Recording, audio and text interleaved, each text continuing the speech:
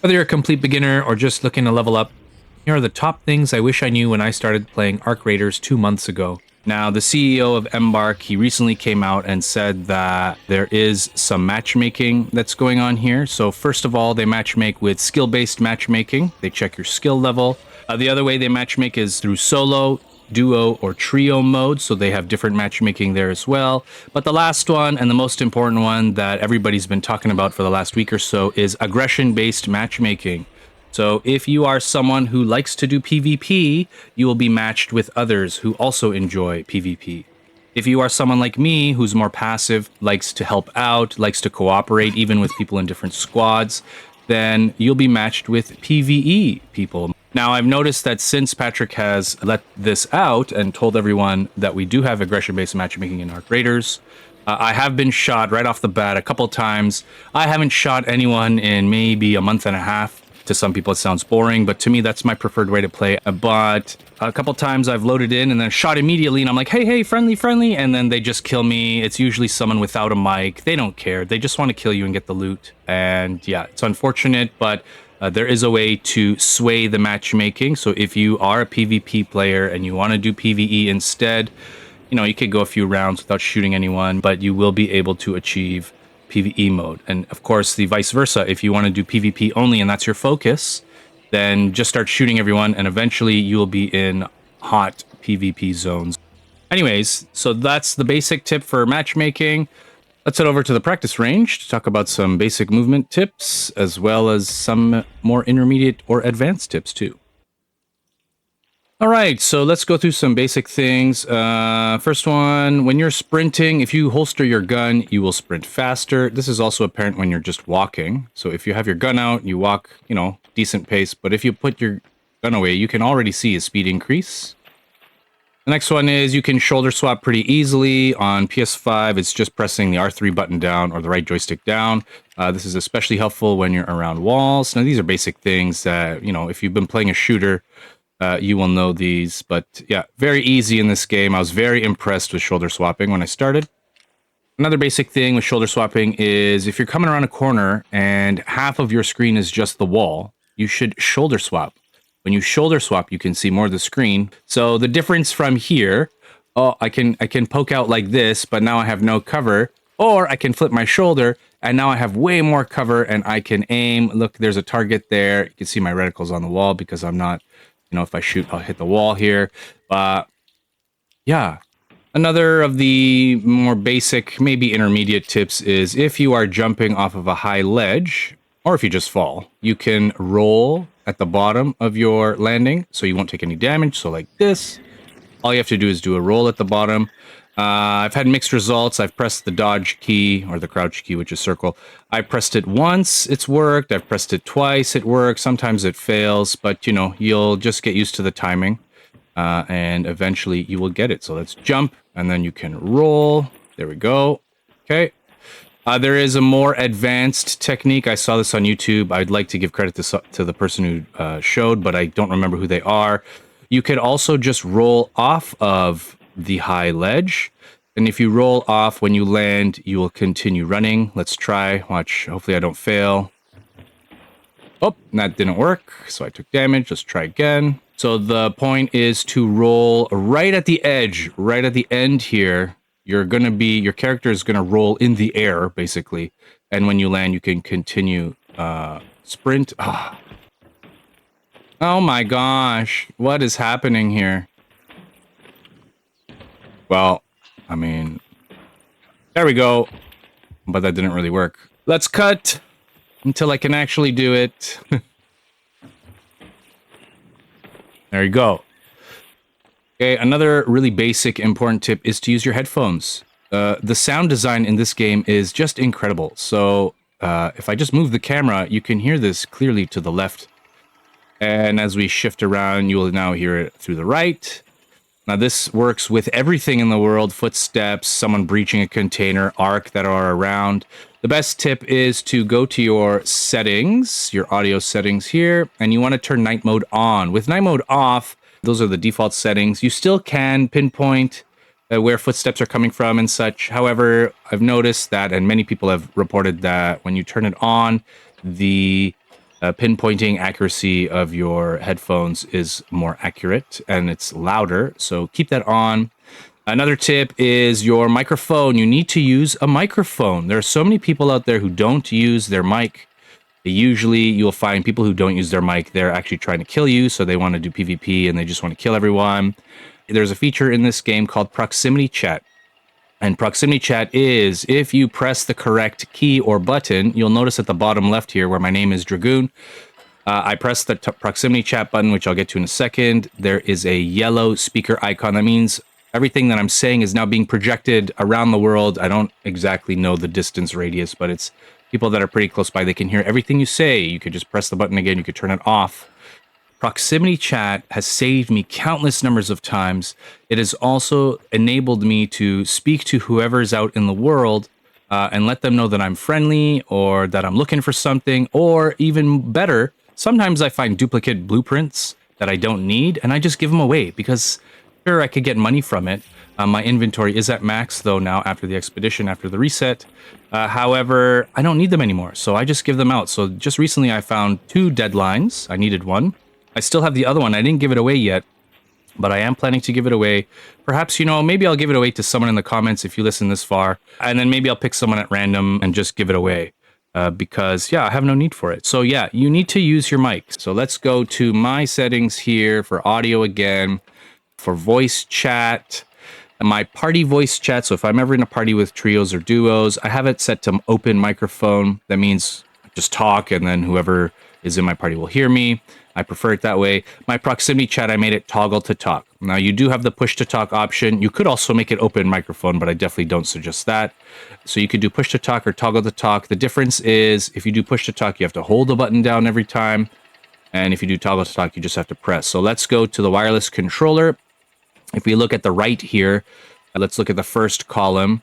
On the right, if you look right at the bottom, it says L1 and down. That's push to talk. So if you want to push to talk, you got to hold L1 and hold the down keypad the entire time. And you're taking your left thumb off of the joystick, the movement joystick. And in my opinion, that's not a great idea. I prefer the toggle to talk. So if you look at the right-hand side, the third option down, it says push to talk. It should actually say toggle to talk. All you have to do is press that button as shown here. So I just pressed it, I just tapped it, and now I'm proximity chatting everywhere. If I press it again, I turn it off. Simple as that. I only have to remove my thumb for like a second, or I can do the claw grip and use my index finger on my left hand to do so, as seen here. So that's my preferred way to turn on proximity chat and turn it off.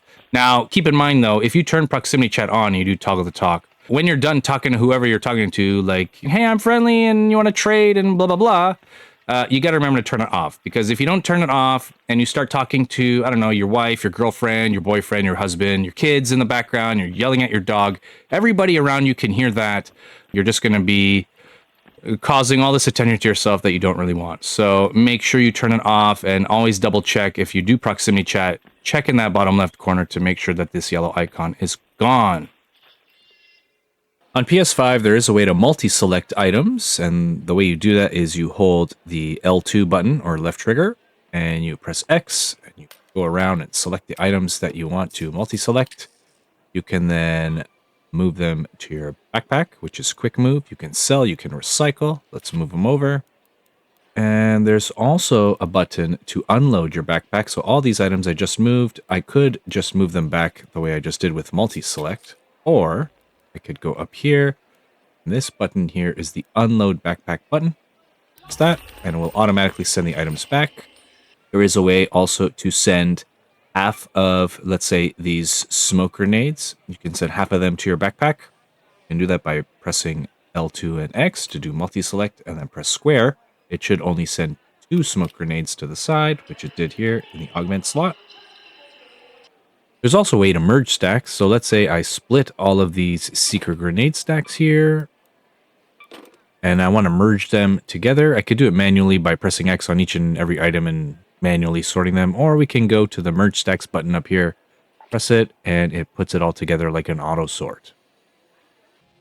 Okay, so before you join a map, when you are ready to go, you have the choice of free loadout or custom loadout. Now, the free loadout is a great option because when you spawn in, it'll give you a primary weapon, it'll give you some ammo, it'll give you some quick use items as well. Maybe one healing, one shield, maybe a grenade here and there. It'll also give you a light shield. So when you're just starting out, this is the best option. Obviously, you should go in like this, you get free stuff. When you're done and you extract, if you were to go to the trader and talk to Lance, we can see that there are these 3 augments here that are red. You can exchange your free loadout augment. If you look at the bottom right of the screen, you can exchange that free loadout augment you just got and then get a free augment. So you can get the looting one, which has some extra space. Let's turn on the description.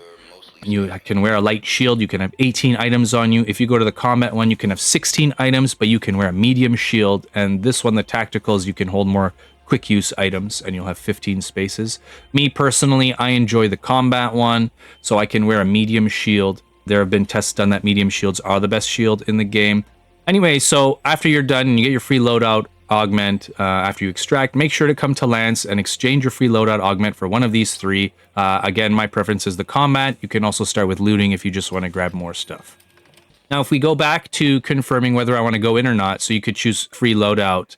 The reason that you would not want to choose a free loadout and you want to take a custom one, the main reason is that you can have this safe pocket if you go to the bottom right here. Now, many people have made jokes about what exactly is the safe pocket. I'll leave that up to your imagination, somewhere where other people will not want to take the loot. If you put something in your safe pocket, you're guaranteed to have that item whether you die or whatever. There's no loss. So let's say I get this purple wolf pack and I find it out in the field. I want to make sure to put this in my safe pocket right away so that even if I get killed or if I die, I get to keep that wolf pack and will come back with me in my safe pocket. When you're running out in the world, you're going to be gaining experience, you're going to be gaining some currency, you're going to be finding all sorts of items out in the field. The one thing I want to talk about is the XP opener, is what I call it. If you open a locker or a crate or a bag, you get XP. If you look into an open locker, an open crate, an open bag, even an arc that's on the floor, if you look at it, and even if other people have taken the items, you will get XP. So my general advice is open everything. Look at everything. Even if a container is open, just give it a quick look. You don't even have to let the items load. You will get XP for every container that you open. Obviously, you can get XP from shooting arc and killing them, so you'll see the XP icons come up on the left of your screen. You'll also get XP from PvP. Now, I don't know how much because I'm not a PvP player, but there is many ways to gain XP. As you level up, you can gain skills. So if we go to the skill tree here, you can see mine. Again, I'm only level 35, but this is the basic skill tree for me. You can get skill points for every level.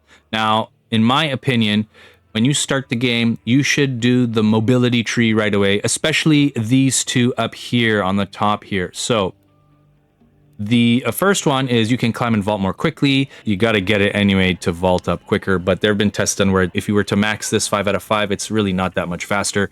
However, these 2 are the most important right off the bat, in my opinion.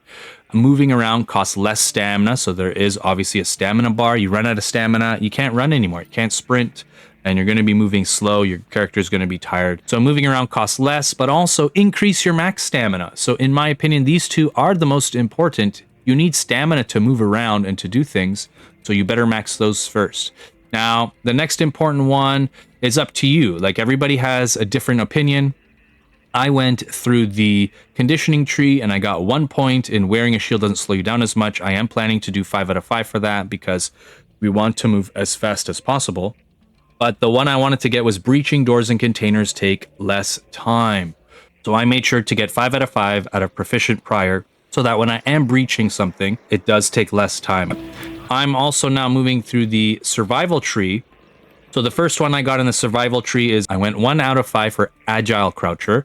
Then I did 1 out of 5 for revitalizing scout. But for me, the in-round crafting, this enables you to craft basic items when you're topside. So you can make bandages, you can make shields, you can make a number of different items. I got this right away because it's very beneficial for me. Then I started going up and I got, when searching a container, loot is revealed faster. So just like proficient prior on the other side for breaching, the looter's instincts is the items will come out quicker. And that's what you want. You want the items to come quick because, you know, someone could be around the corner. There could be an arc chasing you. You never know what's going to happen. So the faster the loot comes out, the better. So I wanted to move up here to get broad shoulders to increase the maximum weight that I can carry. You'll notice that you can become encumbered topside if you have too many items in your inventory, especially heavy items like shields and weapons.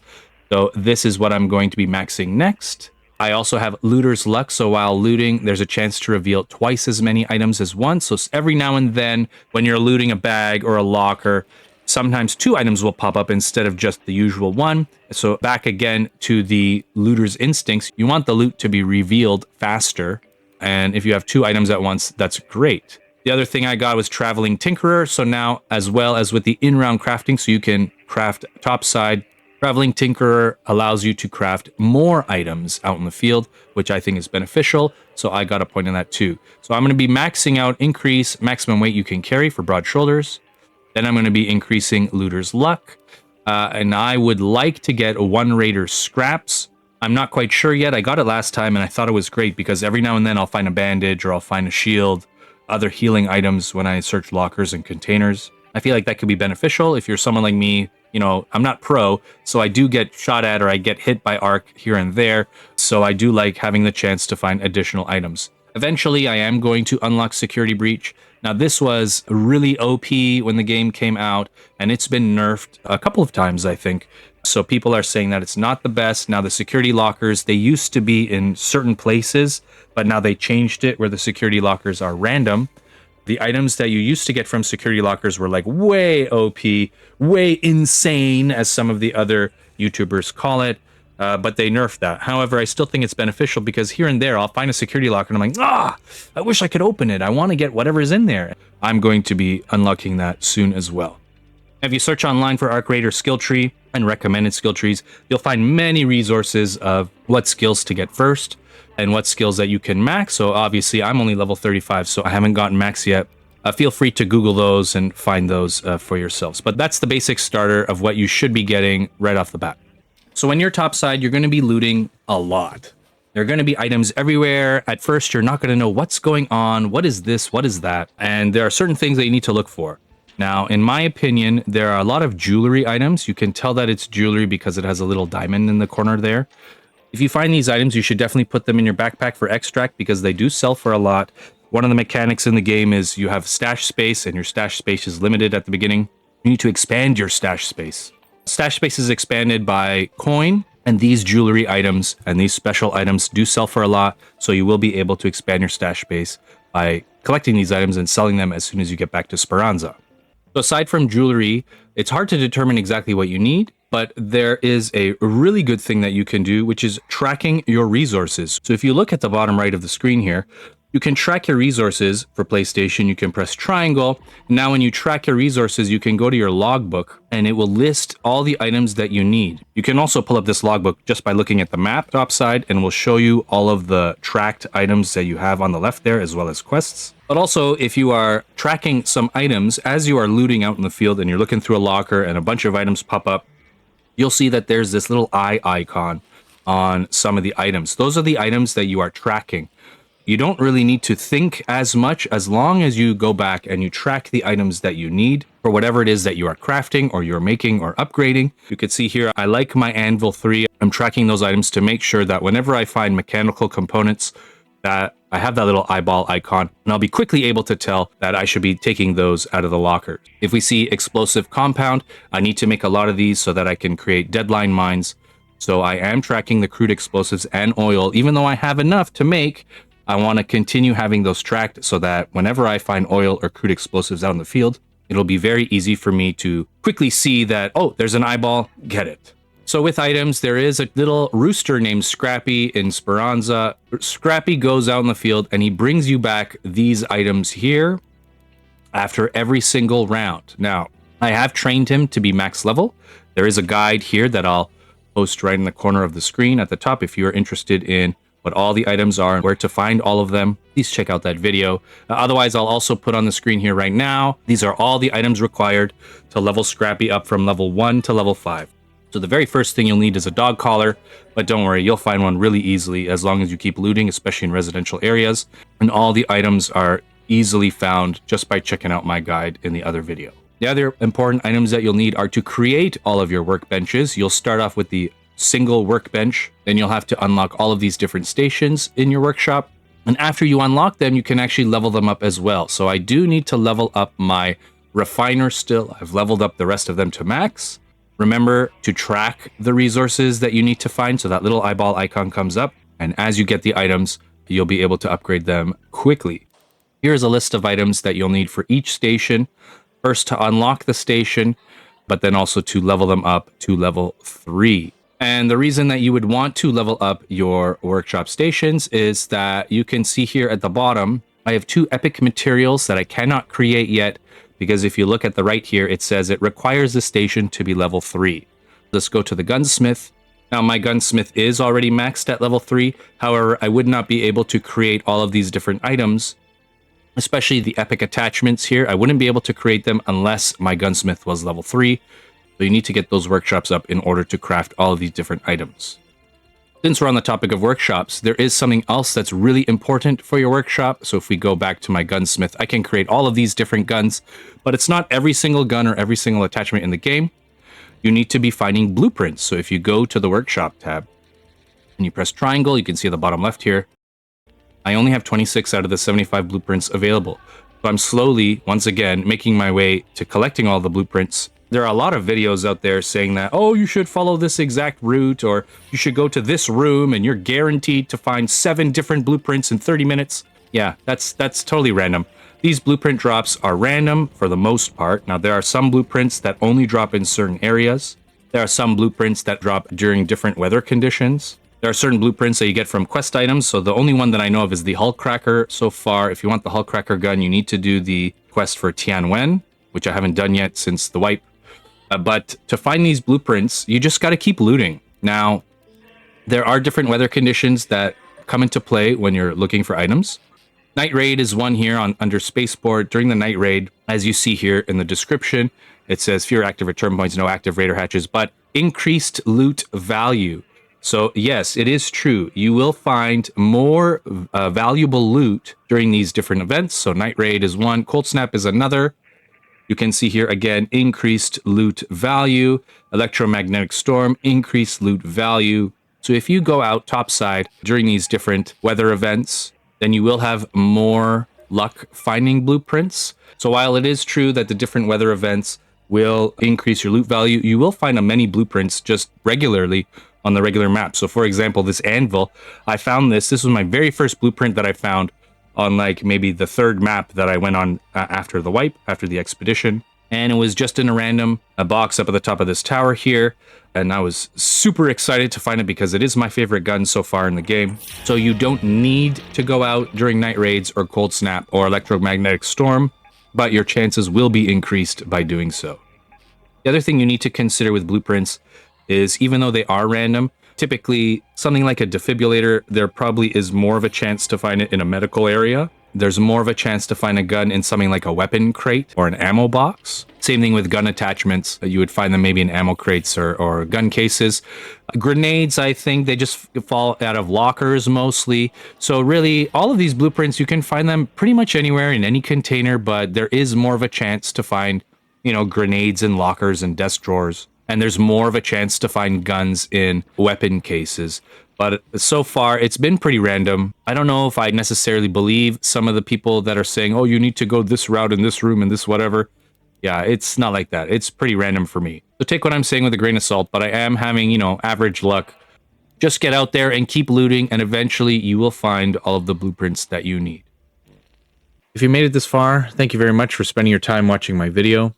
This is the longest one I've made so far, and I'm hoping for some feedback and constructive criticisms in order to improve.